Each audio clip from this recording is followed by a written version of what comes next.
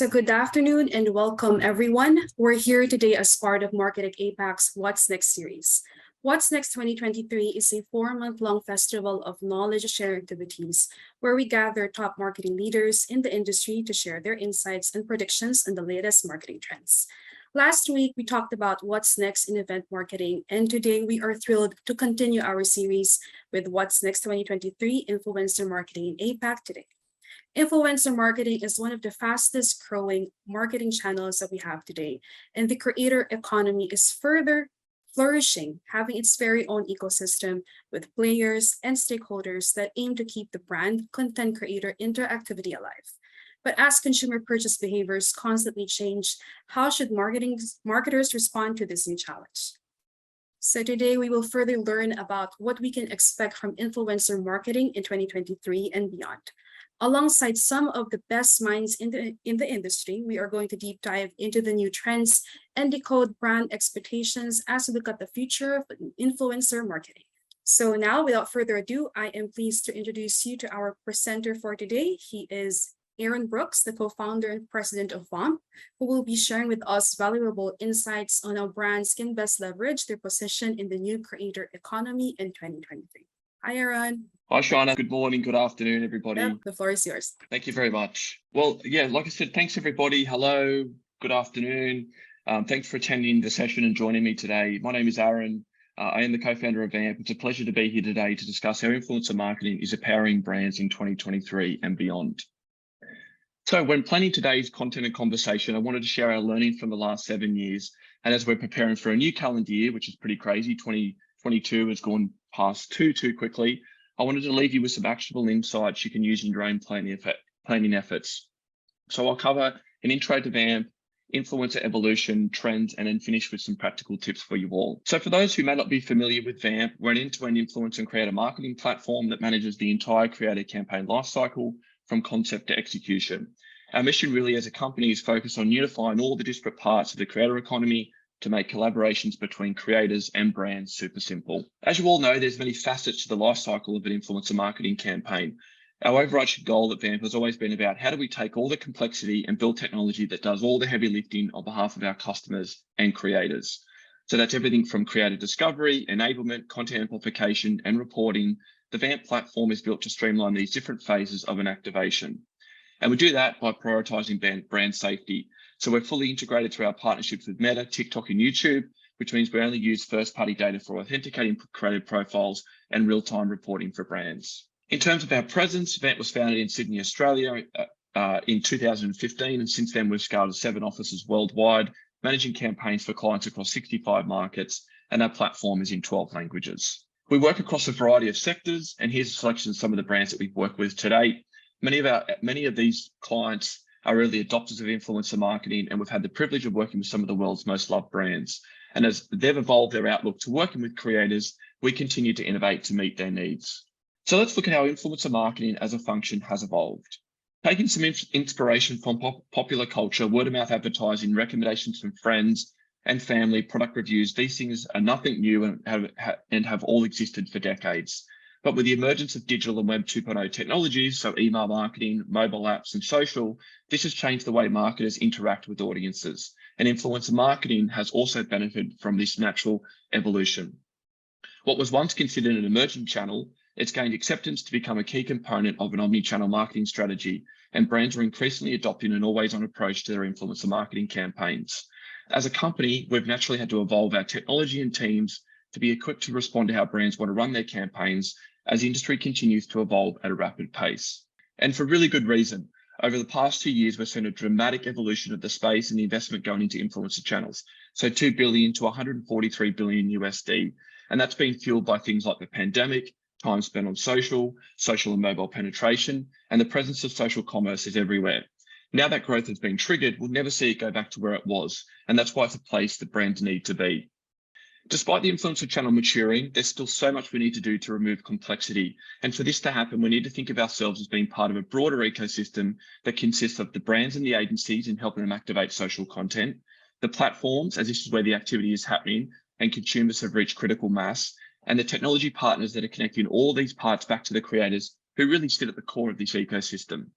Simplifying activations is essential for streamlining campaign briefing process to give creators the freedom to do what they do best, the supply chain of getting products to creators, providing access to performance benchmarks to drive outcomes and cost efficiencies, and all these various campaign components impact success. We built the Vamp platform with this very challenge in mind, so taking all the stages and streamlining the workflows in a singular briefing solution that's multi-market, multi-format, and omni-channel. Depending on your objective, be it top of the funnel awareness to e-commerce sales, campaigns can run seamlessly across your preferred objectives. Now to discuss some key trends. As a company, we work with across many different verticals with all types of brands and agency partners who are really at the forefront of influencer marketing. And we spent some time looking at the data of these campaigns to identify how our customers are evolving their strategies into the future. The ever-evolving pace of influencer marketing means marketers' views on the different platforms is also changing. The emergence of new channels, disruptors, algorithm changes, formats, and storytelling moments all demand brands to continuously innovate. This is just a snapshot of a creative mixers working across our beauty sector clients. For us, it wasn't unusual to see brands who work with creators on TikTok aim for that really high-end macro talent, as it provides great discoverability for top-of-the-funnel activity. Beauty brands, however, on Instagram tend to align more closely with the nano and micro talent, as the focus is often on conversion. The takeaway here is brands need to move away from a one-size-fits-all and think of a platform-based approaches to align with your overall marketing objectives. For influencer marketing, it's really quite simple, and it starts with adopting a bold mindset and, of course, having some fun. The social space is about entertainment, and it's a really agile, inexpensive place for you as marketers to experiment. And if you do this, you'll always be surprised about what helps your brand stand out in channel. And on the right here is a piece of content from a campaign we did for Big W, who are a large-scale retailer from Australia, taking a light and funny approach that helps the brand engage new audiences while showing personality. This is very somewhat different to a typical beauty brand campaign. One of the most effective ways we advise our clients at Vamp to facilitate a full funnel approach is by boosting creators' organic content. This is really important for a few reasons. When clients boost their organic content through paid media, you basically are giving the content a second lease of life that helps push customers further down the purchase funnel and drives the performance element of a campaign. You get the ability to reach new audiences through authentic social-first content, which results in strong engagement and drives intent. It helps you move beyond top-of-the-funnel objectives to drive actions such as website traffic, sales, or app installs. When executed correctly, it forms a new sales funnel and source of revenue outside of the brand channels. And ROI can be measured, and it's proven to drive strong returns across a variety of performance metrics. Also, amplifying creator content delivers much cheaper CPMs than organic posting. So it's an extremely cost-effective way for US brands to extend the reach of influencer activity.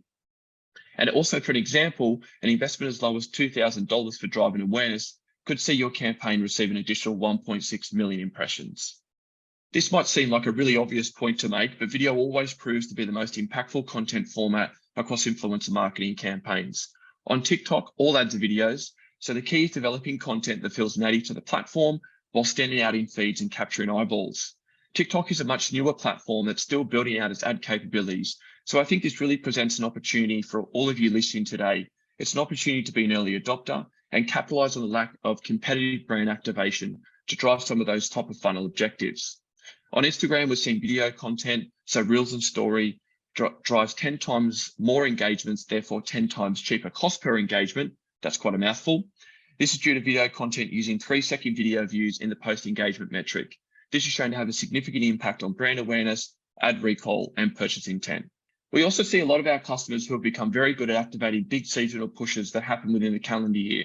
So things like Valentine's Day, Halloween, Singles Day, Black Friday, Cyber Monday, and then the festive season, Lunar New Year, etc. As a channel to drive brand engagement, you should look at opportunities to align these milestones to your marketing calendar.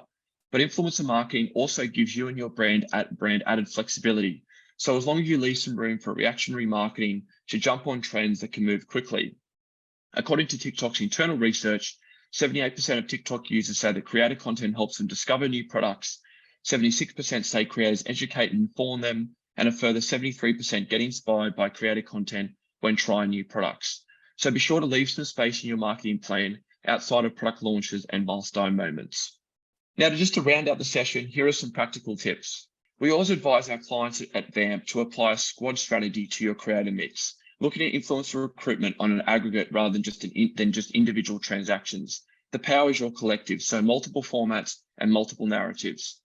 So really, brands should approach influencers as a scaling mechanism to reach every consumer type and sub-niche audience. Scale them as a squad rather than just a set of individuals. This allows you to be bold, test and learn, and activate all the other points I've discussed today. You can work with your advocates, brand ambassadors who you already have existing relationships with, but you can also use niche or micro creators to have fun, go outside of conventional advertising, be reactive to trends, but still remain in the ethos of your brand. We did a research piece early this year at Vamp where we surveyed 900 creators across our platform around the theme of purpose-driven marketing. It uncovered some really interesting stats on the expectation creators have from brands when it comes to tackling societal change. They expect brands to mirror the fabric of everyday life and make their offering accessible through inclusion, and their audiences really respond to this. Activism is equally important. Edelman produced a piece this year called The Trust Barometer and found that 70% of Gen Z are involved in a social or political cause. 73% buy or advocate for brands based on their beliefs and values, and 62% want to work with brands to address societal issues. And as always, authenticity continues to be the hot topic for Gen Z. Their commercial savviness means if a brand tries to align or piggyback on a message, it can backfire if it's not authentic. There's a need to align your ambitions and purpose in a way that audiences can interpret the message that's authentic to your brand values. Another interesting stat by Horizon Media is 91% of 18 to 25-year-olds they surveyed found that mainstream popular culture doesn't exist according to Gen Z, and subcultures are where it's at. So representation is a really important part of influencer marketing. So now I want to debunk a myth that if you pay creators, it negatively impacts the authenticity of a campaign. This isn't something that we see at all. Passionate content creators want to align with brands they love so they can share that with their community. I mentioned the Vamp research piece we did earlier this year, where 65% of creators we surveyed mentioned they chose their collaborations based on a genuine love of the product or brand. For example, this is a piece of content here is from one of our beauty influencers, Sal. This is for the brand Olaplex, who briefed out a campaign via our platform, and he immediately responded as a lover of the product and was happy to dye his hair blonde to take part in the project. The passion for brands is something we see manifesting creators willing to post bonus content for the brand, even when they aren't being paid. We see this bonus content in formats such as stories, reels, or even extra carousel posts. This enhances the visibility, the reach, and the campaign results for the brand. So our advice here is find creators who are already using your brand organically and build relationships with them via creator marketing. The other interesting thing that we find is many brands struggle to keep up with a steady stream of content production that is always on. And as you all know, consumers are rapidly digesting content with that constant stream of original content to engage with, and we see this across all of our clients. But things like video production can be costly. It of course takes time to produce. It usually involves agencies or commissioning bespoke work. So whether it's Reels, feed content, TikTok, YouTube, or otherwise, creators really offer an advantage where they can bridge that gap to produce the digital asset library you need always on. It can be especially impactful for some of you smaller challenger brands as a way to maximize your creator investment. You can use creators to build your asset library and then use that content across all your point of sale touch points. So website, social, email, and then even offline channels. This is an example for Azus, which was a campaign we executed in the UAE using 15 Vamp influencers who crafted and posted static and video Instagram assets. The content was then repurposed across brand social channels, so paid social, website, EDM, out of home, and internal communication, with the results exceeding all their targeted benchmarks. So the big takeaway here is think about how you can repurpose and reuse the content at the planning stage of a campaign. Thank you all for your attention today and for attending the session. I hope you found it educational. Before we move over to the panel discussion, it's just a reminder that we've got loads of helpful content on our blog, including how-to guides, case studies, and you can access all of that at vamp.com, as well as request a demo of our technology. Now I'm going to hand it back to Shaina for the next part of the session. Yeah, thank you so much, Aaron. What a really great presentation and what a great way to kick off our discussion. So you mentioned a lot of trends there, always on marketing, and also you covered a lot of ground about advocacy marketing and using influencer marketing for that. So yeah, what a great way to set the motion for our discussion and how brands can get more opportunities to integrate creator content into their wider digital strategies. So I can see here that a number of people are already engaging the Q&A chat box. So I'm going to start throwing you questions, Aaron. Yeah, so what are your tips for a newly established company about signing up influencers? First question, sure. I would just say, like, start pretty small. So test and learn is always really important. And we say that even some of the big brands still do that. So I would say, find, a couple of creators, do a small kind of trial to kind of get things moving. And then you can kind of scale from there, test, getting your brand and product into creators' hands, test getting some initial content. And then, of course, test potentially even putting that content into social ads or feeds to kind of drive that performance element. But I think that's kind of the best way to get started. Yeah, so it's just really about trial and error and really just learning from your mistakes, right? There's another question here that you mentioned about campaigns being organic. So do you think that the nature of the influencer, whether it's a real or a virtual one, affects the organicness of the said campaign? If so, and why? No, I would say not. I think if they've got an engaged audience base, that's obviously the most important thing. So if they're creating unique and engaging content, they've got an engaged audience base, then really, no, I don't think it's got any effect. And actually some stuff that we'll probably discuss in the panel, we've seen plenty of brands align with virtual influencers for organic posting and get really great results. So I actually don't think it has any effect on the organic side of things or authenticity side of things. From our audience, if you still have any questions for Aaron, we still have time for him to answer that. I saw one of them said that the script is really a real mouthful, dude. And I was, you know what, it's 6:15 here in the morning. So I obviously needed some speaker notes to Right. to get to roll through that. Yeah, so there's a question here. So from your experience, were there instances when partner influencers or creators gain negative reputation, and how do you handle this kind of situation? I think this is a really good one. Yeah, so in our platform, one thing that we do is we basically have like a two-way rating system. So brands can rate creators, and then creators can rate the brands on in that campaign process. But it's something that we do. So I mean, for us, one thing that we do is we have a vetted community of creators. So we do monitor our creator community to make sure that they're fulfilling the right thing for brands. That we don't kind of have any negative issues with creators, and we do at times have to cycle creators out of our community as well if we feel like that they're not meeting the demands of the brands. So it is something that we watch closely. But for a lot of the brands that are kind of maybe doing this on a much smaller scale, I would say that these are things that are important to watch for sure. So if you're doing this with just a very small cohort of creators, you can pretty easily have a look at their audience. You can have a look at their engagement. You can get a sense for how well they're engaging with their community inside social. So I think you can make those judgments pretty easily, even without using a tech platform like Vamp. So Aaron, within the Vamp platform, you have a feature that helps you really determine those negative sentiment. Exactly. Yeah, that's exactly right. We find that really important. But I think if the brand's doing a really good job of briefing the creators for a campaign, we have things like do's and don'ts within our platform, but those are easy things for other brands that are doing this maybe outside of technology platforms to adopt. You can brief creators, you can add in the do's and don'ts to things that you don't want them to do and things you do want them to do. So a lot of the time it can come down to just making sure that you've got a really proper briefing process. I think one thing there is a little bit when you're briefing creators, you don't want to be too descriptive with how you want them to produce content. So it is a bit of a balancing act. You want to make sure that you're giving them the ability to still be creative within a certain framework. So that's really important. But you still also want to set guidelines, which is also really important.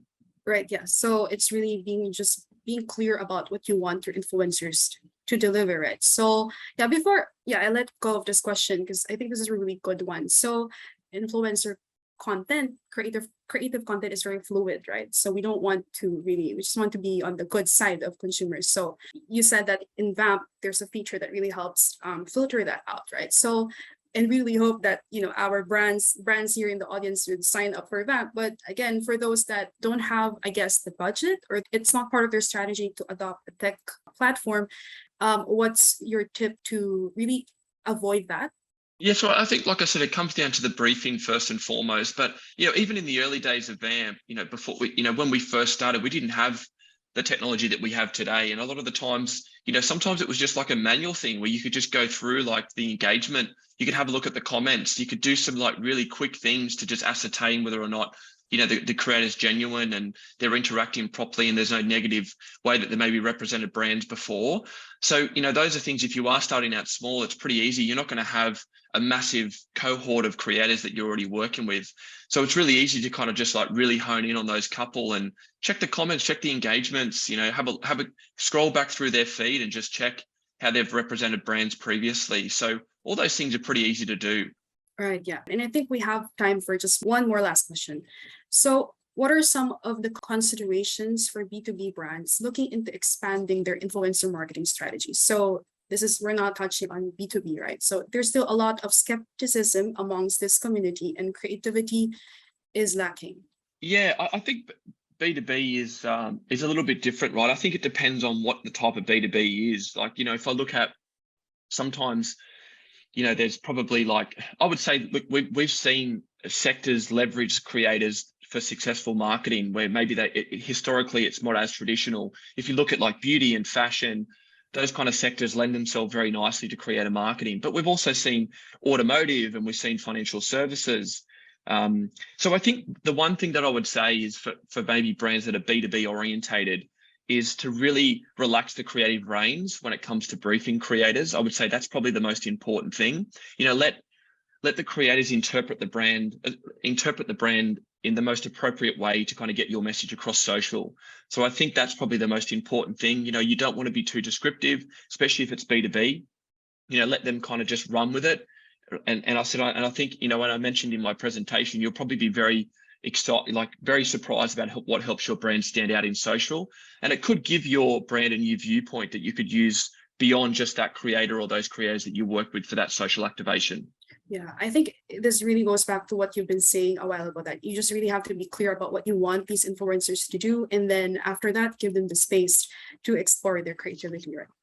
Yeah, exactly. And that's been a big, over the years, there's a lot of brands now that really understand that. But, in the early days, it was a big education piece for us. We used to have to educate the brands on being able to kind of relax those creative reins, because it is quite unusual for brands to do that and kind of hand over, responsibility to these creators to produce content that promotes their brand in social. So it definitely is an education piece. Yeah. Well, thank you so much, Aaron, for your insightful presentation and for answering the questions of the audience. So I will see you again in our panel discussion later. That's good. Thank you. So again, what a great way to kick off our discussion. A lot of insights from Aaron. It is my pleasure to move on to the next part of the webinar, which is the panel discussion. And it is my honor to share the floor with these marketing leaders from top brands in the region for us to help discover the new trends and brand expectations as we look at the future of influencer marketing. So let me introduce you to each one of them. So joining me today are Ruben Ahmed, the Director of Marketing for HP Australia and New Zealand. So hi, Ruben. And of course, we also have Isabel Falco. She's the Chief Digital and Marketing Officer of L'Oreal Philippines. Hi Shayna. Hi, everyone. And we also have Jonathan Gerard, the Head of Production of VaynerMedia for Asia Pacific. Hi, guys. Hi, John. And of course, last but not the least, welcoming him back to the floor, Aaron Brooks, the co-founder and president of Vamp. Oh, guys, I'm back. Right. So welcome, Ruben, Isabel, John, and Aaron. So I'm just going to jump right into the panel discussion. For my first question, I'd like to focus on co-creation and social strategy. So going beyond just influential content, how does the demand for KOLs move into co-creation and social strategy? So I'd like to throw this question first to Isabel. Isabel, when we actually invited you to be part of the webinar, you immediately shared with us that influencer marketing space is actually one of L'Oreal Philippines' priorities, right? So my question is, what has the demand for KOLs has been like for L'Oreal, and how did you respond to it? Right. Yeah. So thank you for that question. A lot of the things that Aaron shared in his presentation earlier actually really resonated with what I'm going to share with also today. It was interesting to see in the chat there was one question asking that would you agree rather that influencer marketing has declined over the past few years. That's very interesting for me, and I would actually love to know what industry that came from, because on the beauty side, on beauty and fashion, it's completely the opposite. We're really seeing influencer marketing accelerate and explode over the past couple of years, and so the demand for KOLs has really grown a lot, and it's driven by a few levers, right? So first, the creators themselves. We really do live in a creator economy today, and we see this in force, because on the one hand, content creation has really been democratized, by the platforms now. Even the algorithm of a platform like TikTok is really driven by content, and so today anybody can be a creator, and that kind of democratization has multiplied the landscape of content that's available out there. On the other hand, from a consumer standpoint, also we're seeing consumers increasingly looking to creator and KOL content for as part of their purchase funnel, right? So they look to creator and KOL content for awareness, for consideration of brands, even conversion now, as we're seeing, so the full funnel, and they look to these content sometimes ahead of branded channels or paid ads. And that has really, those two combined has really exploded the landscape from an influencer standpoint. And the balance is really tipped. Today creators have the power, I should say, and they're not as beholden to brands anymore, because it's their audience, it's their niche, and therefore what brands have to evolve to now, and from a mindset standpoint, is that we need to attract versus demanding from our KOLs and creators more and more. We need to give them a good reason to partner with us, aside from just putting it on paper with a list of deliverables. Because as Aaron had mentioned earlier, the love the creators will develop for your brands will also result in more spontaneous, more evocative, and more effective content as well, which at the end of the day benefits everyone.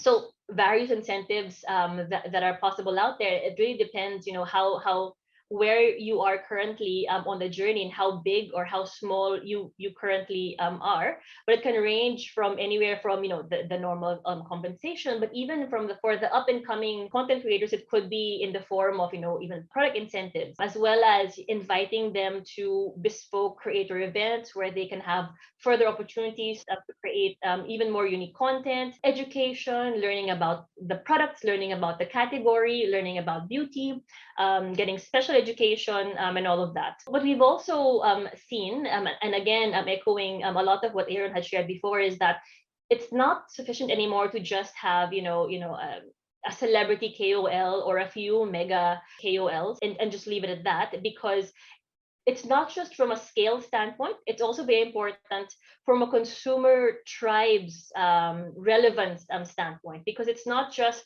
the one who has the highest reach, but it's the ones that have the audiences, and these audiences are very clustered into very specific tribes and passion areas. And so in line with that, we do need more micro influencers and nano influencers, especially since we also see that typically the ones in the lower tiers also tend to have higher engagement rates, because they have the more dedicated following. So for this level of scale, we definitely need the right partners, the right agency partners, the right platform partners, in order to be able to operationalize them at scale. The last point that I'll share in terms of how we've responded is that we've also created bespoke squads for each of our brands, and this we typically do by recruiting up and coming content creators, so that we have a very symbiotic relationship. We give them the broader platform of the brand, and they also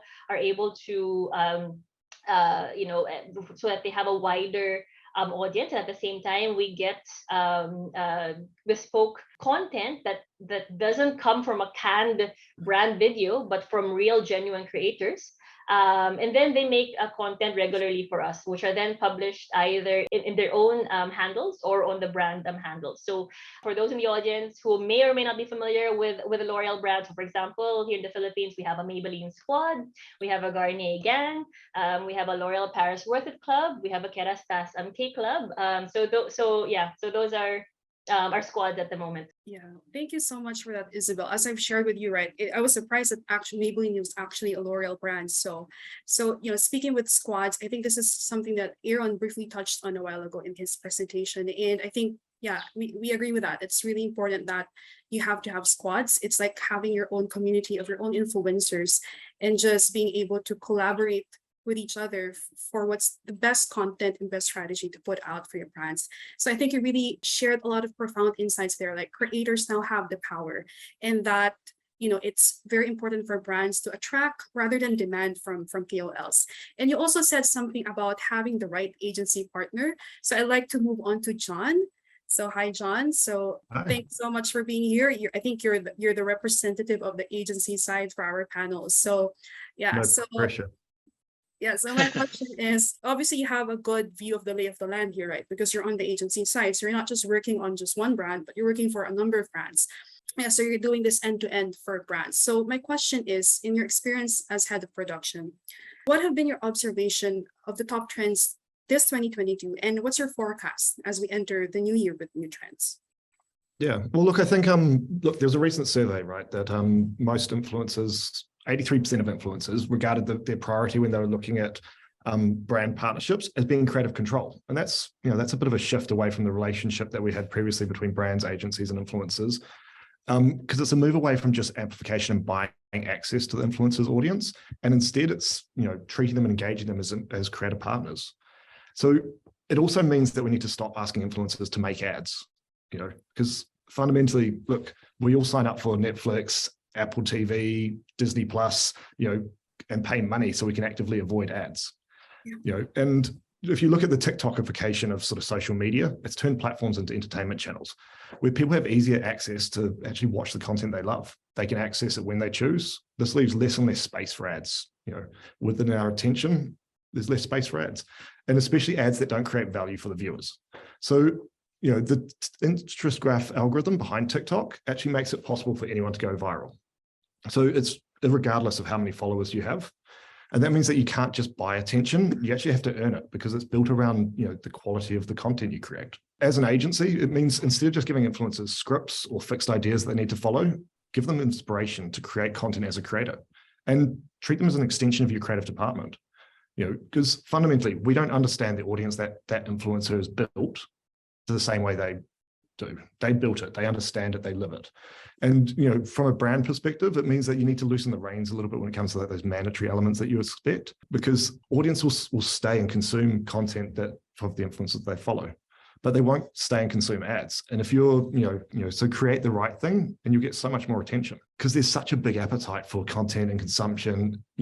40 more people watch TikTok than Netflix, Disney, ESPN, and I think it's Apple TV combined every evening. So for me, I go, your forecast for 2023 is, it becomes the idea we need to start listening to what's been said time and time again. Don't make ads, create value, entertain, and make content that audiences actually want to consume. Brands built on social, because that's where the conversation is happening. It's where culture unfolds, and it's where everything's talked about. And that includes brands. And that's where the audience controls where they want to watch, what they want to watch, and what they want to engage with. So it's, entertain, engage, be authentic. Because if you create value, that value is central to the conversation about your brand. So that means letting influencers talk to their audience their way and be their partner versus treating them like someone that's working for you. Right. Yeah. So when you said, more people are watching TikTok now more than Netflix, I'm kind of guilty of that, So, so there's more time spent on it than like yes, 5 it's other platforms combined. With TikTok, it's really changing the game, right? So I like how you said that you have to treat influencers as an extension of your creative department. So I think you're hitting quite the same ground here with Isabel, that for you to be able to deliver content that would resonate with audiences, it has to reflect first within the collaborative relationship that you have to, again, it has to be like a partnership with them. You don't give them scripts, give them inspiration. That's a really good insight. So moving on to Ruben, right, who I think has been there and done that. So HP ANZ has had a handful of experience when it comes to influencers. You have an earlier marketing campaign this year that you've partnered with an artist to showcase the HP's printing quality. I think it's the ink subscription, right? So could you tell us more about that campaign and how did you incorporate KOLs as part of that strategy? And how did co-creation and social strategy help you in reaching the goal for this campaign? Yeah, sure. So firstly, thank you for having me on this very timely discussion. I think influencers come up a lot, whether it's from the agencies or brands. And I think even social users know they're pretty savvy these days on who's an influencer and who's not, right? So I think really timely. The first thing for us is really just determining the social strategy, and I think being really clear on what the objective was. And so we knew to drive our new product, which is HP Instant Ink, it's a subscription service. We knew we had to drive people to talking about print in the social sphere. And let's be honest, it's a pretty hard discussion sometimes, right? Not everyone's thinking about it. So we wanted to be super creative. We wanted something that would pop off the screen. We wanted something that would be able to break into some new family and friend networks, get people commenting and sharing and tagging and that sort of thing. So that's kind of what drew us towards Mulga, who's the Sydney artist that we worked with. He is a real creator. He does murals, he does artworks around Sydney and probably other Australian cities. And he created some really awesome animal characters for us, both in Australia and in New Zealand. And then we worked with our agency to actually animate them into videos, cut them into different formats, whether that's memes, polls, competitions. So we really looked at how people were using the platform, mainly Facebook and Instagram for this campaign, and how quickly they were absorbing that content. That also informed how many variations we did. So we did over, I think, 15 to 20 variations of creatives. Not all of them worked. We tested some and we pulled them down as soon as we realized they weren't working. We optimized others.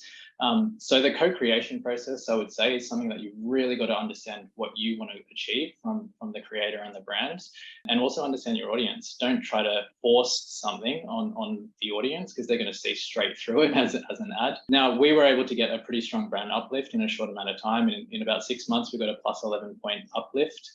So it does work, I'd say, is influencer marketing does work, but understand that it's short-lived. So you've got to think about what's next as well, just so you can have that continuity. I think the guys spoke about the squad, super important. So that's just something that's part of your social strategy going forward as well. Yeah, so I actually visited your YouTube channel, right? And I really think it's a really, really great campaign, spectacular creatives, and I think it's really just engagement at best because you really kept it to 15-second ads, right? So moving on to Aaron. Hi again, Aaron. Hello. So Vamp is an end-to-end influencer marketing platform, and it's home to a global network of more than 45,000 creators. So with a demand for KOLs, again, continuing to evolve.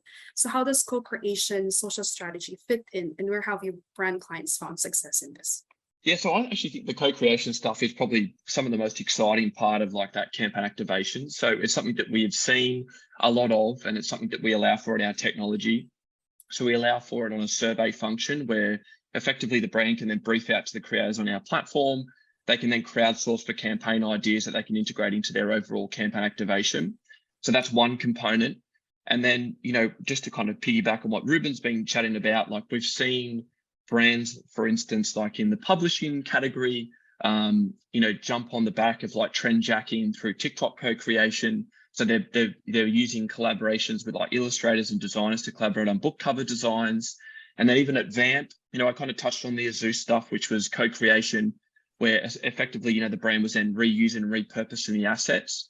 But we did a campaign for Park Hotel Group in Singapore, where they relaunched their website a few years back. They engaged Vamp creators to go to 7 of their different properties and shoot the properties. And then that content then was integrated onto their new website when they launched it, which is really, really cool. And then we see activations like Johnny Walker, which was in Malaysia, where they were trying to raise brand awareness for a new black label, I think it was like sherry finished highball drink. And effectively what they were doing was saying to the creation to come up with your own recipes to showcase the drink, which is really, really cool. So there's lots of different ways for co-creation, but everyone's kind of been talking about it today. It's really around that relaxing the creative reins. So giving a bit of an overarching framework, but allowing the creators to produce and have that creativity when it comes to producing the content and showcasing the brand to their communities. Yeah, you mentioned, repurposing, content. So it's just bizarre to know that you can actually repurpose content as long as the content is in the right direction, right? And we would like to focus now on the saturation of Me Too content. So I'd like to go back to Isabel. So L'Oreal is among the top brands in the cosmetics industry, and the beauty community has really boomed, right? There's a lot of smaller, independent, and new brands coming to the market. So as it becomes highly competitive and crowded with more brands, so what content strategies do you think make your consumers go say Me Too and help you stand out when launching product? Firstly, the approach should always be consumer first. And I know that's going to sound like a very taken for granted statement. But to be very honest, this is something that we also internally need to constantly remind ourselves. It's only been a couple of years, call it, since we've started this transition from coming into the conversation with our creators and our influencers as brand first versus consumer first. It used to be like, I had a product and I want to launch it, and this is what you're going to talk about, right?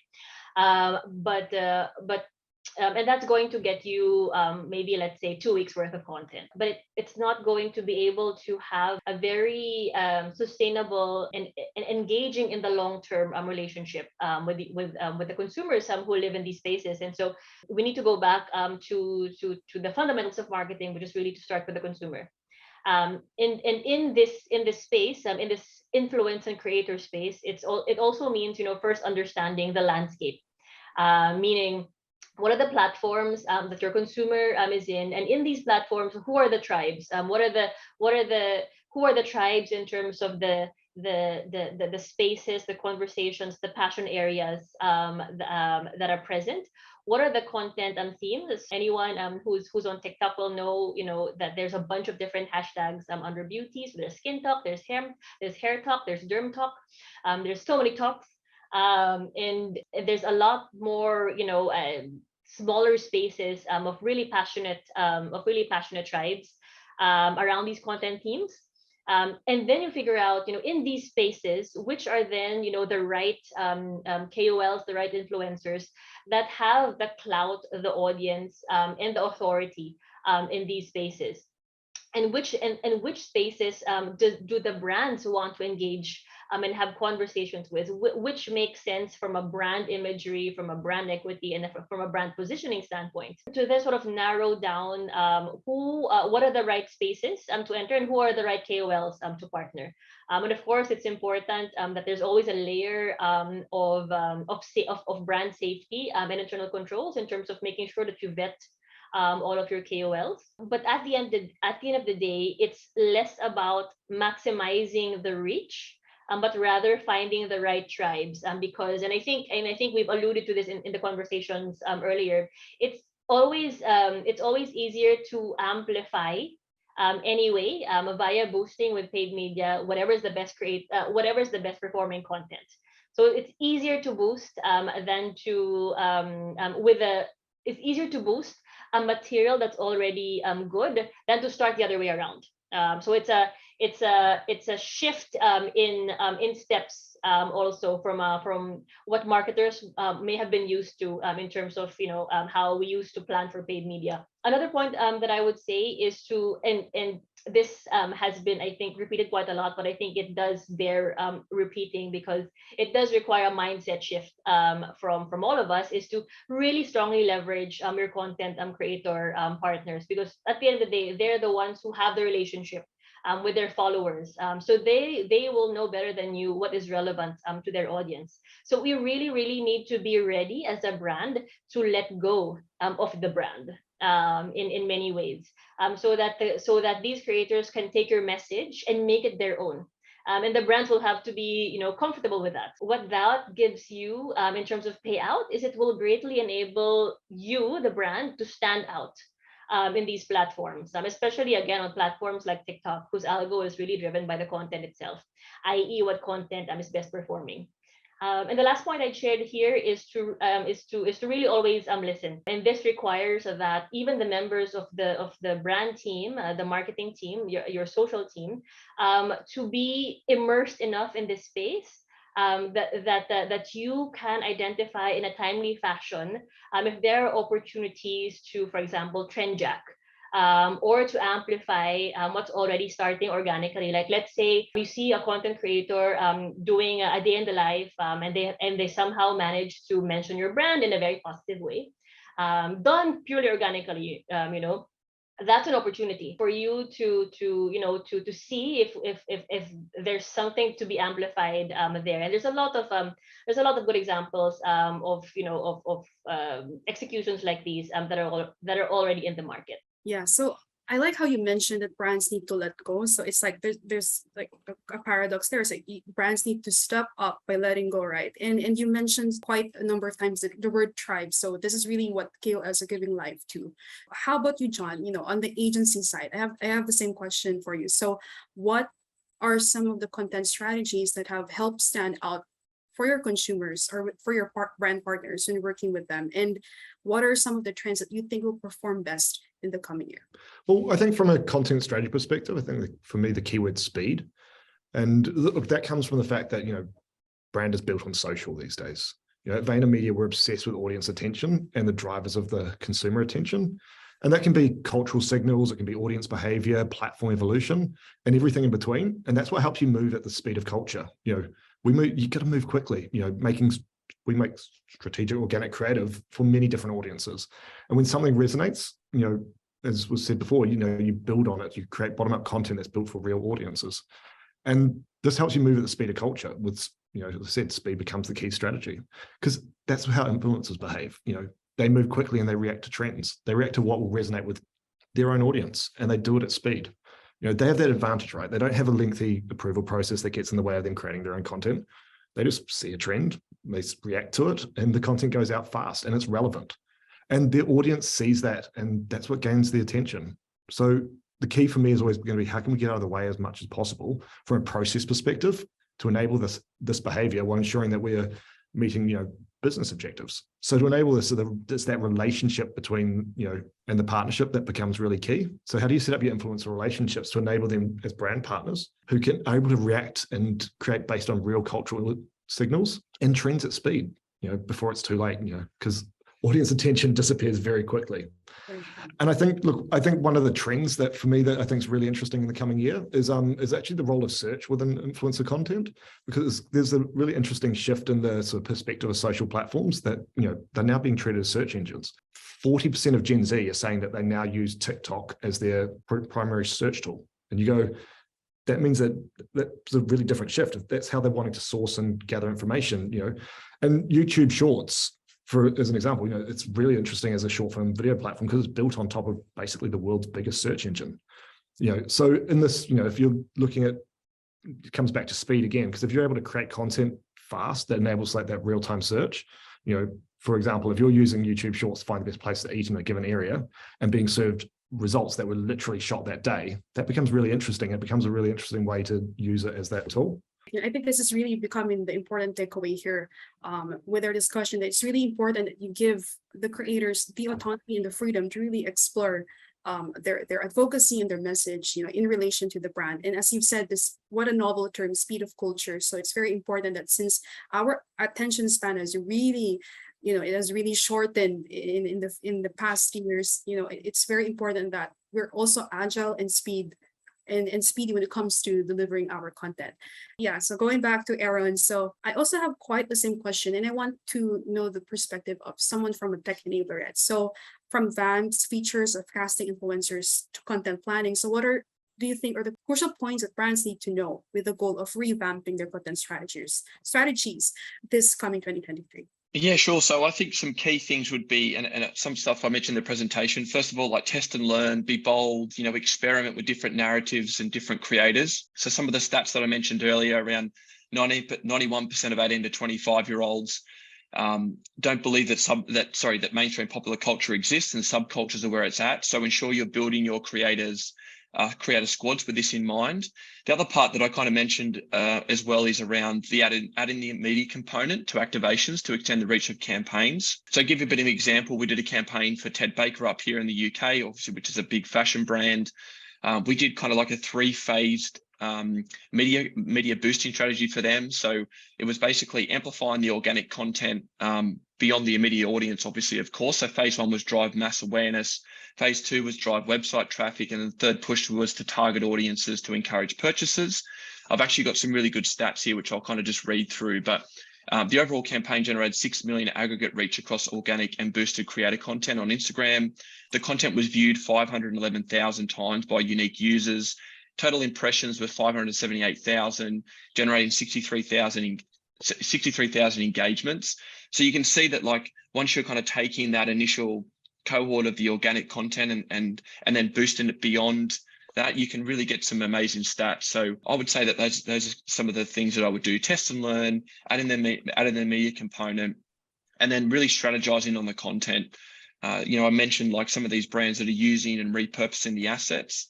I think, doing that ahead of time, instead of waiting for the campaign to finish, think about where those assets could live as part of that planning stage. Right. Yeah. Kind of in line with what Ruben was saying a while ago, that there has to be continuity. You can't just, even if a campaign works, as you've said, you also have to be already working on the next one, because the attention span again of the consumers really have become sped up. Yeah. So wrapping up this panel, I'd like to go to Ruben. So I just want to ask you, so influencer marketing, it's usually used or strategized for branding and of course for conversions, but we can see a lot of creator campaigns and also brands moving into using that as part of their advocacy-oriented initiative, something that Aaron has touched on in his presentation. So in your point of view in HP, why is it important to participate in these initiatives, and how is this integrated into influencer marketing strategy? Yeah, sure. I mean, I think the first thing to remember is you're always marketing to people. So, the person on the other end of the device is a real person. And if you start treating them that way, and you start understanding the influencer or the ambassador you're working with and what they're going after, it leads you to one place. It means authenticity, and you've got to be authentic with influencer marketing. Otherwise, it doesn't come off very well. It comes off, it doesn't perform at all. So I think we go through a pretty stringent process of choosing our ambassadors. We work with our agencies to do that, and then of course we work with them long term as well. I think Aaron mentioned at the start of the call, sometimes it doesn't work out, and that's totally fine. But you've got to have your criteria in place of what is performing and what's right for you, and then kind of move forward from there. I think the other thing that we find is that influencers allow us to tap into new spaces. And I think Isabel touched on this as well, whether that's new experiences, a new subculture or a theme that you're trying to get into, whether it's just going after a particular creative style or tapping into a global movement. Those are all things that you can do by testing that in the influencer and ambassador space. And if it works for you, then you can quickly scale it to something else and into a broader campaign, into a full brand piece of work, whatever it might be. So it allows a brand to become pretty dynamic. And I think that's whether you're a big brand or a small brand, you can kind of get that benefit, which is great. And the last thing I would say is you've got to remember that people are very good at just blocking out stuff these days. And so back to my point before about innovating, just because you've tested something and it performed this quarter doesn't mean it's going to perform next quarter. So always thinking about what is the new thing, the trend jacking kind of opportunities. Social's a very quick beast. So you've just got to stay on top of it and plan to do that as well. Yeah, I think what I'm getting with you here is that you just have to be bold with your creative and influencer marketing campaigns, and you have to reiterate and test them for you to get it right with your brand and your strategy, right? So, all right, thank you so much to each of our panelists. What a great discussion. I really think very, very well represented, from different industries and also from different sectors here. So allow me, panelists, to proceed to the Q&A section. This is not addressed to anybody, so anyone from the panelists can answer. So would you agree that there's a steep decline of influencer marketing compared to the previous years, and what would be the future of influencer marketing, and will there be a need to innovate? I think Isabel, I'd like to give this to Isabel, because this is something that you've discussed at the beginning of your No, right. Which is why I mentioned earlier that it would be interesting to find out and discover a bit more like what the industry or category the person who asked that question was working on, so that we understand further the context of the question, maybe diagnose it a little bit better. Because from all of the points that we see in the category where L'Oreal plays in, which is in beauty, which is um, based on various third party research, is either the top one or the top two category that's driving the influencer space, and it's growing fast. We don't see that trend at all, and so it would be. I am personally interested actually to find out what category that is, so that it's something to understand further, to understand further on why. Yeah, I do have the same thought. Whoever you are, maybe you could, come forward and really want to know your thoughts on this, because influencer marketing is really nothing but just booming, right? So there's this question for John. So interesting trends for next year. And I would like to check how's live streaming outlook next year, especially in a country that with a growing digital economy like Indonesia and Vietnam. Yeah. I think Well, I think look, just to jump on what Isabel was saying, what we've noticed too is, and what most of the sort of data and stats that I've read, is that influence is still a growing industry and it's growing more and more. What the big change has been is if you went back 3 or 4 years ago, a lot more of the spend was on Facebook. Then 2 years ago, a lot more was on Instagram, and now it's being split more. TikTok's taking a lot more of the spend, and then there's all the short form video is really taking off, and that's becoming more and more. So it's less these days about getting people to a static post on their profiles, on their platforms, and more a lot more video content being created, which is exciting. And so there does seem to be a steady growth. It just seems to be split across the platforms more. TikTok's really eating into a lot of the other platforms from a spend perspective on influencer stuff. And look, I've said this previously, I wouldn't sleep on YouTube Shorts, right? YouTube Shorts is actually the platform that is monetized the best if you're a creator. So as that picks up and gets more and more attention, you'll see a lot more creators using it because they make more money from it. So now I think with live streams, look, I'm a big fan of live streams. We've done several kind of quite large ones. We had John Legend performing live in a live stream we did for SK2 recently, and I like making them. They're fun to make. There's a lot of adrenaline and sort of you're on the spot a lot.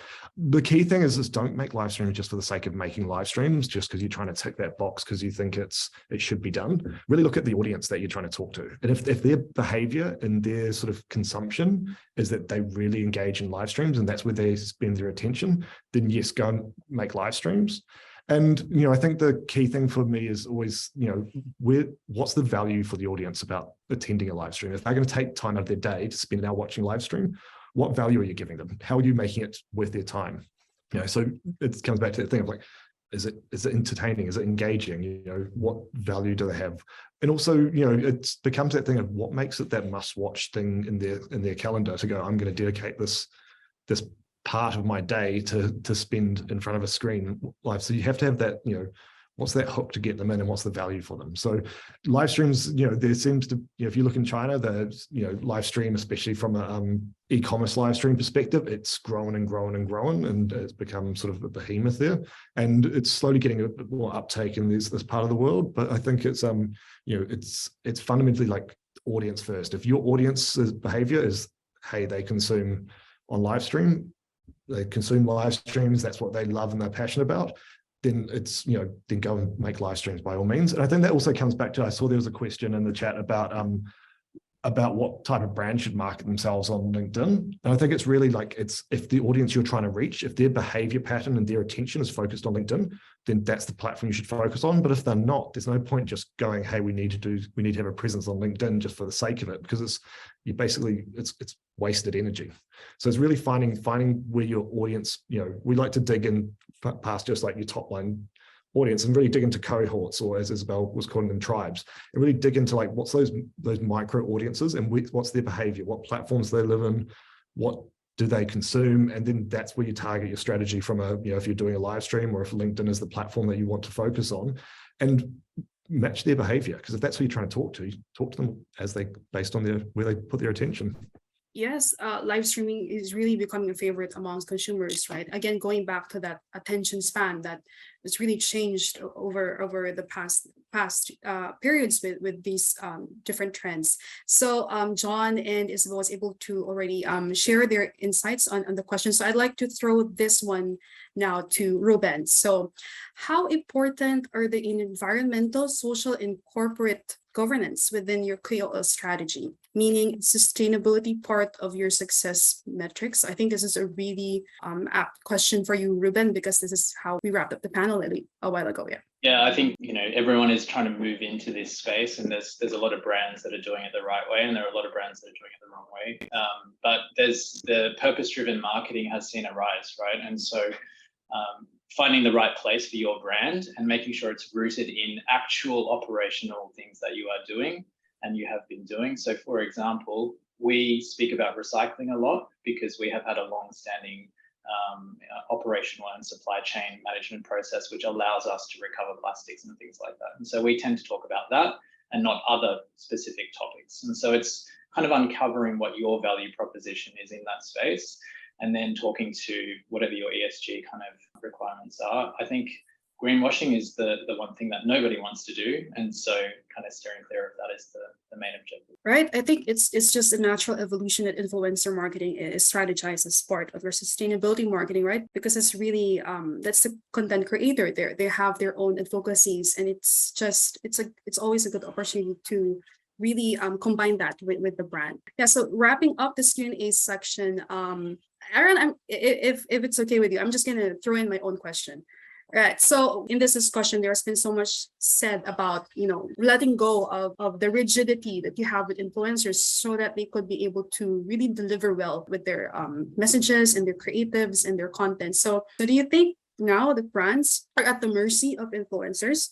And is this a good or a bad thing? I would say that the mercy of influencers, I think it just becomes a more even playing field. I think brands obviously respect what creators can bring to the table. And I think obviously creators kind of respect the fact that working with big brands is exciting. It helps, engage their audiences better. So I think there's benefits on both sides. But I think for the way that creator marketing is going, it has to be authentic. That's really important. And I think that co-creation level allows for that. Of course, brands want to set guidelines. That's totally understandable. But I think when it comes to like artistically directing content and kind of, putting, I guess, what brand guidelines would be into like the influencer channel is where it kind of can go wrong. So that's where we sort of say to the brands, build that framework and have like an overarching kind of theme for the campaign, but allow for creativity within that process. I think is really, really important. So yeah, and I think that's actually the co-creation stuff is the most exciting. Like I said, Ruben touched on it before. Like I think when you're working with creators who can add that really exciting piece of co-creation to your brand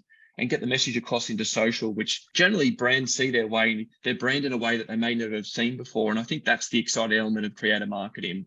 Yeah, that's definitely what I would say with that co-creation piece and relaxing the creative reins. I just think it's a really important piece. And I think that's what will give the creator marketing longevity as well.